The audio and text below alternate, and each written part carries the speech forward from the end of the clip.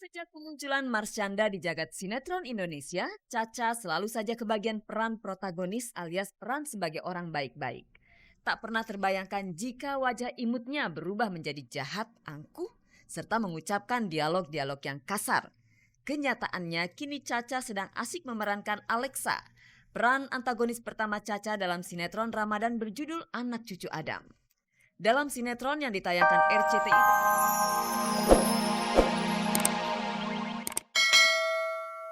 yaitu kado dari putranya. Kue-kue itu sebenarnya nggak ada, cukupnya tadinya mau tumpengan aja, terus makan bersama kayak gitu tuh. Ternyata ada surprise gitu ya, Lili sih seneng aja. Kebetulan ade yang kirim satu, yang bungsu, Noni, terus dari Coki deh. Nggak tahu, padahal nggak dikasih uang loh. Yang paling spesial itu doa dari ibu saya, itu aja. Namanya orang semakin tua ya umurnya semakin berkurang. Mungkin mau meninggal, nanti kan kita udah nggak tahu meninggal itu apa udah tua apa masih muda, kita nggak tahu. Makanya dengan usia yang sekarang ini mudah-mudahan Lilisnya itu diberi keimanan yang banyak, terus beri kesabaran sama Allah, itu ditenangkan hati, diperbaiki semuanya, semua kehidupannya.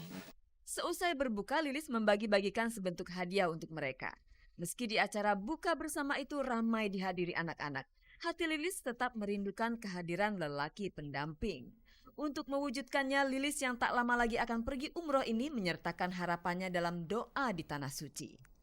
Doanya pertama diampunin segala dosa, itu satu. Dosa saya, ibu bapak, anak-anak, keluarga, semuanya itu. Kedua, diberi ketenangan hati gitu, diberi berkah.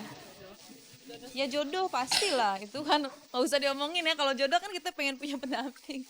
Ya nggak apa-apa, yang penting sayang sama mama, sayang sama Oki, sama Dharma aja.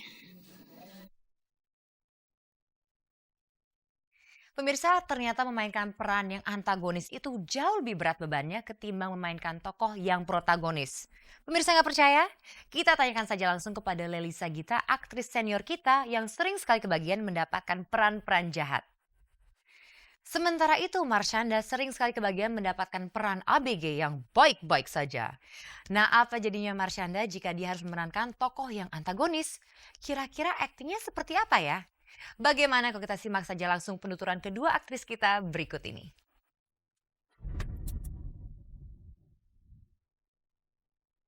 Sejak kemunculan Marsyanda di jagat sinetron Indonesia, Caca selalu saja kebagian peran protagonis alias peran sebagai orang baik-baik.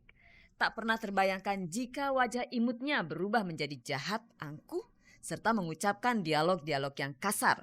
Kenyataannya kini Caca sedang asik memerankan Alexa, peran antagonis pertama Caca dalam sinetron Ramadan berjudul Anak Cucu Adam. Dalam sinetron yang ditayangkan RCTI tersebut, Caca seolah-olah ingin mendobrak anggapan orang bahwa ia hanya mampu berperan sebagai anak manis. Jadi gini, emang dari dulu tujuan saya kan, saya nggak pengen main peran yang monoton kan. Saya kan pengen acting karena saya pengen acting, bukan karena pengen jadi orang baik gitu. Tapi pengen approving sama orang-orang juga bahwa saya memang benar-benar cinta di acting, dan saya pengen serius gitu. Jadi kali ini saya dapat kesempatan berperan menjadi peran yang lain dari sebelumnya, ya saya kerjain semaksimalnya gitu.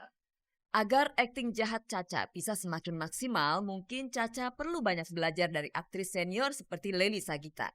Anda tentu hafal benar bagaimana akting garang Lely seperti yang ia tampilkan dalam sinetron Ramadan Hikmah 1 dan 2.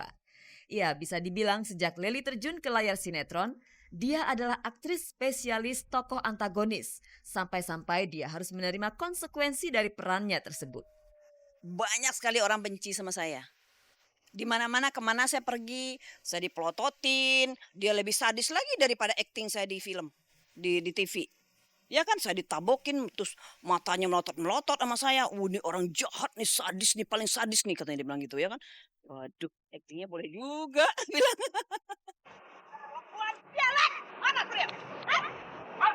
Dampak akting jahat Lely ternyata mengundang respons berlebih dari masyarakat.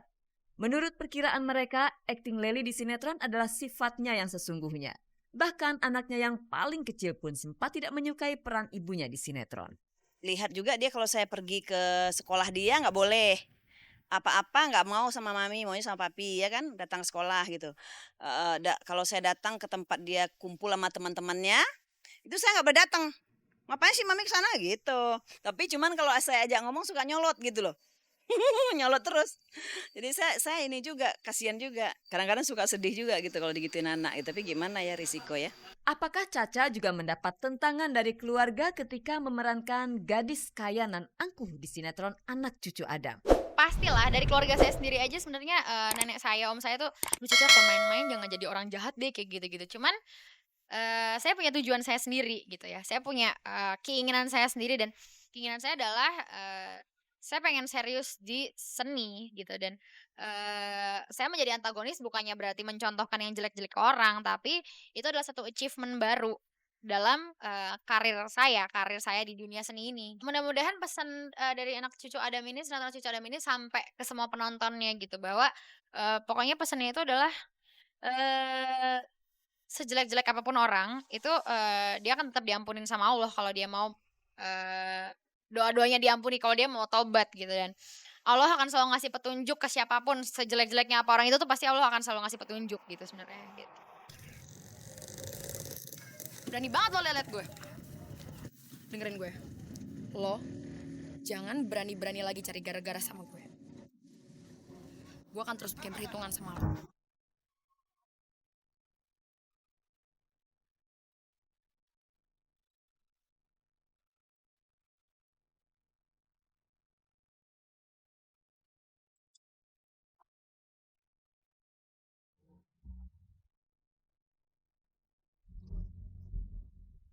Pemirsa, jangan pernah terkecoh dengan penampilan luar seseorang. Pemirsa, tidak hanya di bulan Ramadan saja kita membukakan pintu maaf selebar-lebarnya dan juga meminta maaf kepada orang lain. Alangkah lebih baiknya lagi jika sebelum kita berpuasa, kita sudah saling bermaaf-maafan dengan keluarga dan dengan sahabat-sahabat kita.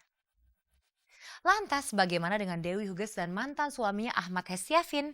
Apakah mereka sudah saling bermaaf-maafan? Kita simak liputannya langsung, inilah Gospot.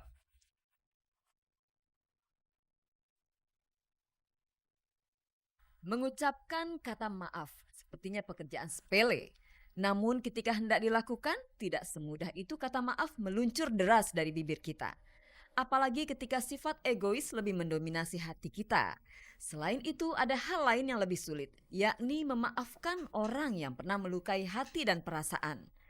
Nah, momen baik seperti bulan Ramadan inilah yang harus dipergunakan seluruh umat untuk saling bermaafan. Apakah Huges dan Afin sudah mempergunakan bulan penuh berkah ini untuk saling bermaafan dan kembali merajut tali silaturahmi? Oh ya, pasti. Pasti apabila waktunya sudah tiba, segala sesuatu kan ada waktunya. Kalau memang sudah waktunya ya pasti kembali baik. Sekarang sih sudah maafin, udah lepaskan, udah nggak ada apa-apa. Saya sebenarnya punya niat baik untuk bersilaturahmi dan saya sebenarnya juga nggak ada niat istilahnya apa sih kayak bermusuhan atau saling benci atau saling apa. Saya niatnya sih kita baik-baik aja gitu kan, walaupun sudah pisah atau walaupun sudah nggak ketemu lagi gitu, tapi kalau bisa jaga silaturahmi. Tapi sampai detik ini saya tidak bisa komunikasi dengan Huges. Pernah saya beberapa hari kemarin pun saya coba telepon ke handphonenya, nggak diangkat gitu kan. Jika Afin ingin berbaikan namun pihak Huges tidak kelihatan membuka pintu maaf, bukan berarti Huges tidak menyambut baik niatan Afin tersebut. Saya juga nggak tahu gimana caranya gitu kan untuk memulai silaturahmi ini. Yang jelas saya udah berusaha lewat teman, terus berusaha saya telepon gitu kan, memang belum bisa komunikasinya. Ke keluarganya tuh belum memang. Coba saya berusaha untuk langsung ke Hugesnya gitu. Tapi ya saya akan coba tetap berusaha gimana caranya lah gitu. Kalau memang kita bisa silaturahmi ya kenapa enggak gitu. Lantas bagaimana dengan persoalan naik banding harta gonogini yang prosesnya hingga kini tidak kunjung selesai? Urusannya gue pengen urusannya cepat selesai, semua beres. Kita bisa jadi seperti saudara. Ramadan ini adalah Ramadan pertama bagi Huges dan Afin setelah mereka bercerai. Praktis, kebersamaan saat sahur, berbuka puasa dan beribadah takkan mereka rasakan lagi. Sepi, sendiri. Mungkin seperti itulah perasaan Huges di bulan puasa kali ini. Nggak sendiri banget ya. Bagus tinggal sama mamah lagi. Juga sama saudara-saudara. Ponakan-keponakan juga sudah datang. Rumah terbuka gitu untuk semua keluarga yang mau datang. Jadi enjoy. Sahur juga ada temen. Sahur suasananya juga ceria gitu, ketawa-ketawa, makan sama-sama sambil ngobrol, seru.